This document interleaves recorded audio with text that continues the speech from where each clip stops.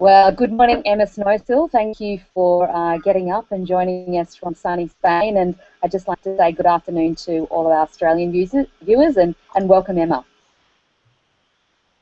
Hello, everyone back home. Yeah, it's like you said, early morning, sunny Spain. It's 9:30, and it's still early by Spanish standards, so it's quite a contrast to Australian rhythm. Emma, I'd just like to say firstly, congratulations on your recent retirement. It must be nice to hang up the boots, so to speak. Where are you at, and are you still doing any training at all? Yeah, no, look, I will always find, training to do and triathlon, but I don't look at it so much as training at the moment. I look at it as, just feeling good and doing exercise that keeps me healthy, gives me energy. The riding here in Europe has always been amazing. I've always loved it, and we've moved to a new area, and the road riding in particular is stunning. So that's something that I find, fantastic. But I think running is also a great way to explore where you are, and it's very addictive. So yeah, not training, but still moving. Watching some of the Tour de France, I can only imagine, some of the scenery that you've been cycling and running through. So half your luck. But I know that you'll be travelling to China in August for the second summer Youth Olympic Games, and the IOC has given you a special appointment. Can you tell me what that appointment is and what your role is? Yeah, look, I'm considered, it's called an ARM, so the Athlete Role Model, and for me that was something I was very honoured when my International Triathlon Federation approached me and said that they wanted to nominate me for this to occur, to happen, so to speak. And obviously that was a little bit of a process, but when I finally found out that that was going to happen, we're sent there to, I guess, help mentor the younger athletes, the younger generation, and it's a very special event to me because I was involved, or raced, I should say, in the very first Youth Olympic Festival, we called it at the time, in Penrith in 2001.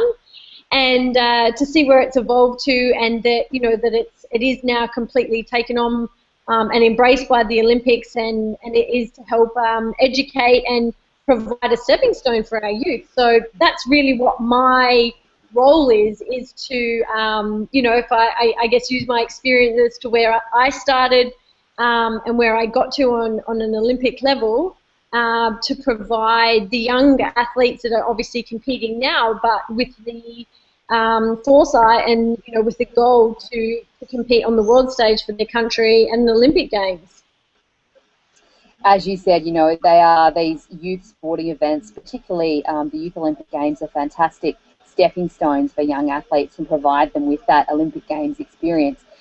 What are some of your own personal experiences that you might share with these young athletes? I think the reason why I see this as so important is, and also I was just reminded in Glasgow again, for athletes that haven't been in a big games experience, there are differences. You're put into an environment that is not as familiar as to what it has been when you're competing around the world, and typically you could be traveling predominantly on your own or with a very small team, but all of a sudden you're put into a village with all these other world-class athletes, and there's just a lot of other things that go with it. You're eating in a dining hall, there's security, there's so many other parts, and I know some people really get overwhelmed by that, and that's why I really like the fact that they're trying to emulate on a youth level what it's like, so when their time comes, it doesn't, they're not just completely taken by surprise. They've put into that process of what to expect, what it feels like when it comes to coming to a big event, and to take it in their stride, not to stress out about it, not to look at the things that are different to what they may have experienced, competing in the 4 years in between, that they can still concentrate on their performance. So I think that's probably the biggest thing that I notice, and I definitely tend to notice with athletes that are having those first games experiences, that it can feel quite overwhelming, and it's just important not to let that detract from your performance. These young athletes will be so lucky to have you there, Emma. Now, you have been to China. You're the Olympic gold medalist from Beijing. It was a very hot, a very humid games, and the conditions will be quite similar in Nanjing. Is there any specific advice you give to the triathletes about managing those types of conditions? Yeah, I think coming into, which is for them their biggest event in their career, so to speak, so far, is to, use the experience to really remind yourself how to look after yourself as best as you can. Really making sure that you still take your recovery, you still make sure that you have your time out. You don't get all excited about all the new foods in the village. I mean, leave that to after the race. Stick to what you know. Hydrate a lot. That's something we all tend to forget, and particularly when it's hot. Come race day, that's the last place you can play catch up.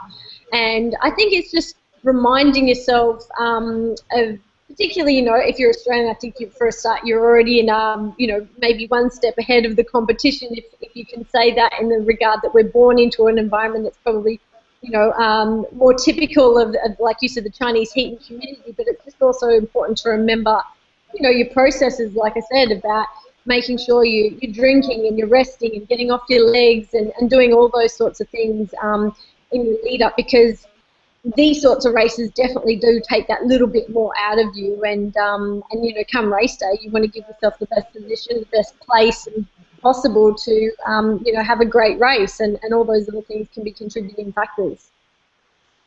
Great tips for our young athletes. In Nanjing, we've got the boys' individual event and the girls' individual event, but there's also a mixed team relay. What's your opinion of mixed gender events at Olympic Games?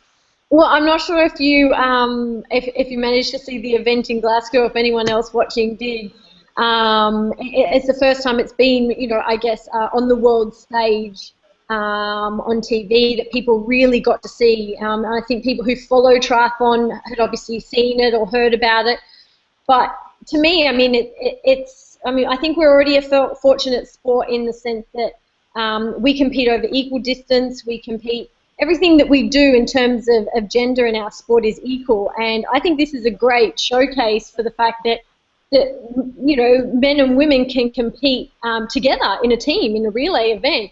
And it's very unique because, like we have swimming and we have athletics, and they all get to compete in the individual events, but then they get to compete in a relay, and that's something we've never had before. And I personally think it's probably one of the most exciting events I've ever seen. And the fact that it's a combination of, like you said, of both genders, I think it just goes to show that how big our sport in particular, but where sport is in terms of overall in the world, is that we are all given an equal opportunity to compete and to compete together as a team. Like, I honestly can't think of anything more exciting. So I feel really proud that our sport gets to showcase that because I think it makes for a super exciting event, and I think we're going to continue to see more of it.